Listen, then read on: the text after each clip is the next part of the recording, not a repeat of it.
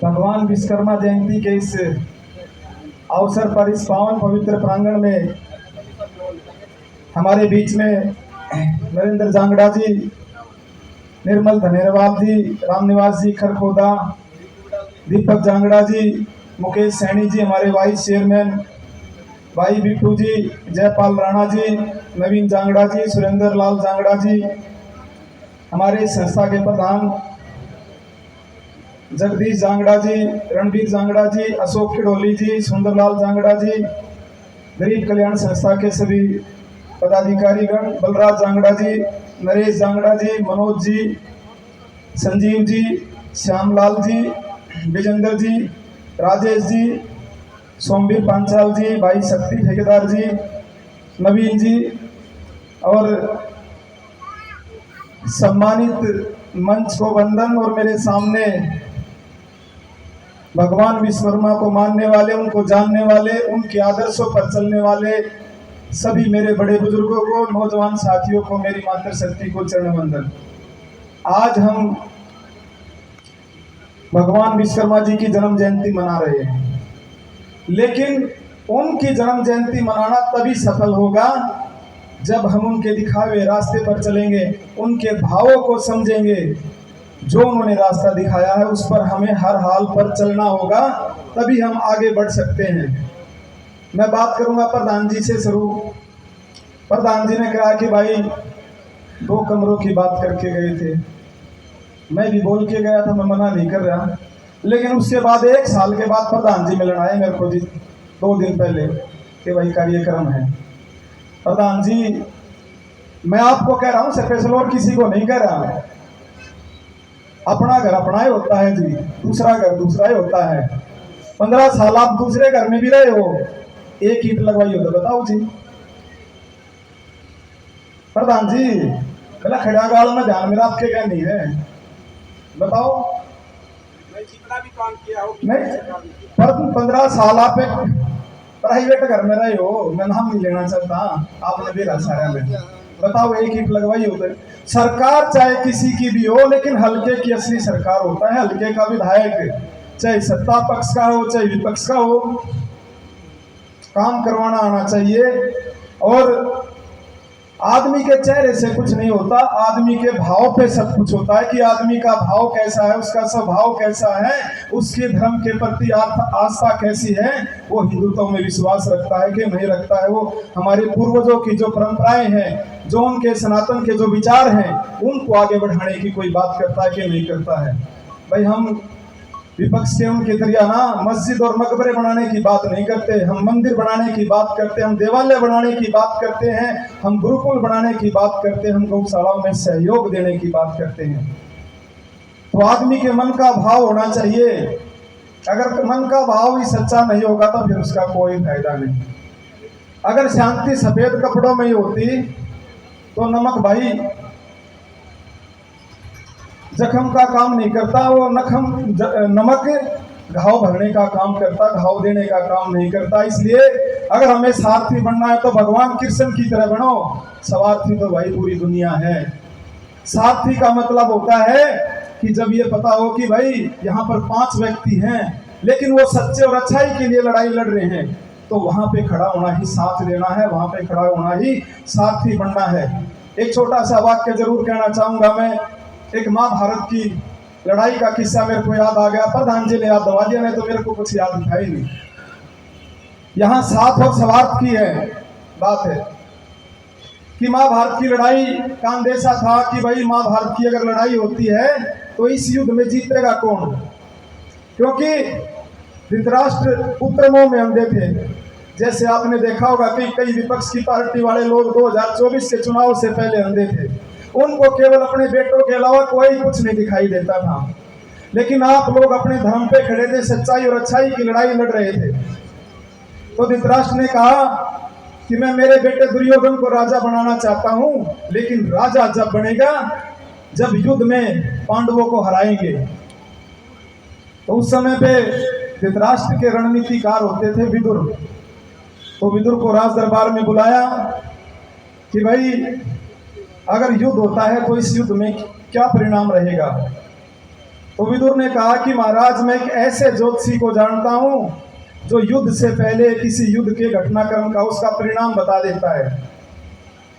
तो धृतराष्ट्र ने कहा कि भाई उस ज्योतिषी को राज दरबार में बुलाओ।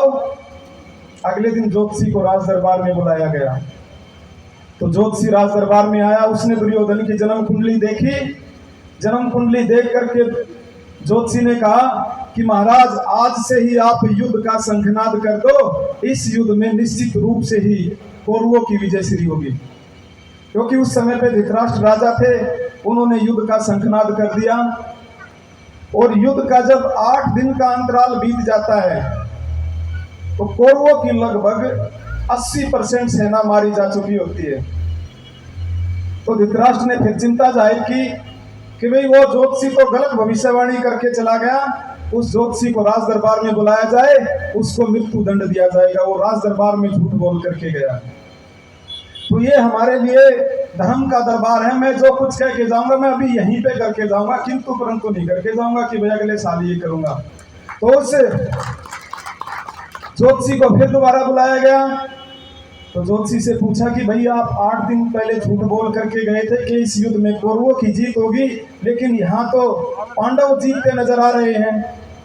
तो उस ज्योतिषी ने बहुत बड़ी बात बोली थी कि महाराज मैं जो 8 दिन पहले बोल करके गया था मेरी एक बात सत्य थी, लेकिन आज मैं जो कहना चाहता हूँ आज भी मेरी वो एक बात सत्य है कि पांडवों की सेना में कोई सुदर्शन चक्रधारी है जो अपने शौर्य से, अपनी मेहनत से, अपने पराक्रम से, अपनी ऊर्जा से नक्षत्रों की ग्रहों की चाल को भी बदलने का मादा रखता है। उसका नाम है श्री कृष्ण भगवान। तो भाई मेरे लिए तो आप सब श्री कृष्ण भगवान हो। आप लोगों ने साथी बनकर के 2024 का चुनाव लड़ा तो आप लोगों की जीत हुई।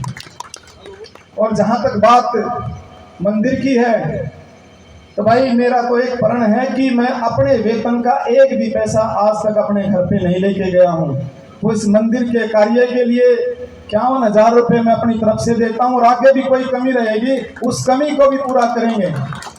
और जहाँ तक बात प्रधान जी कमरों की है तो आप उसको लिखित में दो अपनी संस्था के लेटर हेड पे कि भी हमारे को इस कमरे 2 कमरों की हमारे को जरूरत है और हमारे को इसमें इतने पैसे इसमें इस कार्य के लिए लगेंगे। तो वो भी मैं सरकार से मुहैया करवाने का काम करूंगा। लेकिन हमारा जुड़ाव, कहने की बात यह है कि हमारा जुड़ाव सीधा भगवान से होना चाहिए। अगर हम मैं सही मायने में बात करूं तो विश्वकर्मा भगवान हमारे धर्म का तीर्थ थे।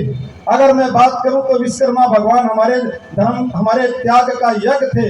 अगर कोई विश्वास का विद्यालय है तो उसका नाम केवल और केवल विश्वकर्मा भगवान है।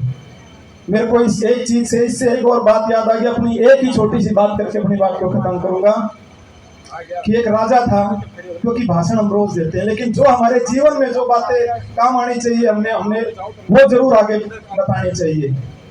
एक राजा ने घोषणा कर दी कि भाई कल शाही महल का मुख्य द्वार खोला जाएगा और उस दरबार में द्वार खोलने के बाद उसमें जितने भी कीमती वस्तुएं होंगी उनको जो हाथ लगाएगा वो उसी का हो जाएगा।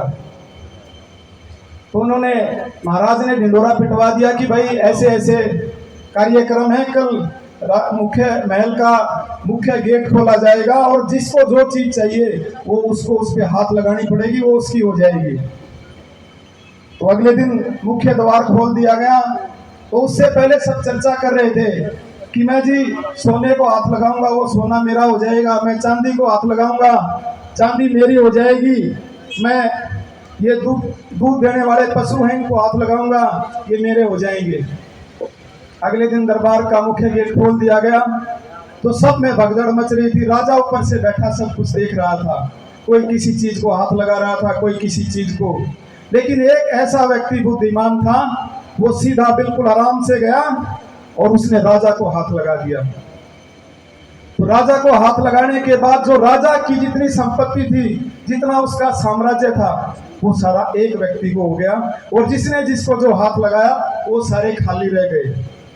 तो कहने की बात यह है कि हमारा सीधा संपर्क भगवान से होना चाहिए, ना कि सांसारिक चीजों की बनाई हुई वस्तुओं से। आज हम उलझे हुए हैं, मेरे को बड़ी गाड़ी चाहिए, मेरे को बड़ा मकान चाहिए, मेरे को ये सुख सुविधा चाहिए। अगर सही मायने में अगर आप भगवान से सीधा संवाद करोगे तो परमात्मा भी उसको आपके काम को पूरा करने में पूरी शिद्दत से आपको, अगर आपका भाव अच्छा होगा तो भाव से भगवान समझते हैं। और भाव से बड़ा कुछ नहीं होता, जहाँ पे भाव होता है वहाँ पे सारी चीजें समाहित हो जाती है। तो मैं दोबारा से इतने भव्य कार्यक्रम के लिए आप सबको बधाई देता हूँ, आप सबका वंदन करता हूँ, अभिनंदन करता हूँ, स्वागत करता हूँ।